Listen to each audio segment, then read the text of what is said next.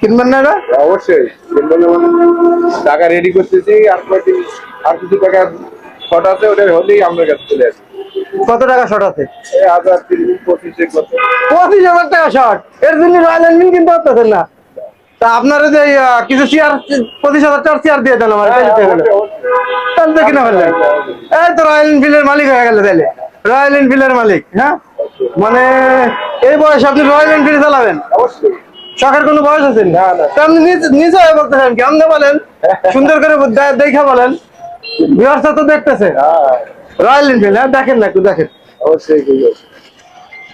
না আপনি মরা মানে আপনার কথা মনে হইতেছে মানে আমি জোর করে রয়্যাল এনফিল্ড কিনাই দিতে পারি। এটা শখের জিনিস। এই তো এইভাবে বেস্টের কথা বলেন, হ্যাঁ শখের জিনিস। সবাই নিতে চায়। এই তো ভালো জিনিস, শখের কোনো বয়স নেই। এই তো কথা আবার বাইতে যাইতেছে, তার মানে মনে হইতেছে আপনারা জোর করে কিনাইতেছি। না, রোজা রমজানের মাস তো, এই জন্য কথা একটু ও আচ্ছা আচ্ছা আচ্ছা। যখন ইফতারির পরে দেখুন যে পেট বেড়ে গেছে, তাহলে 100 চলবে।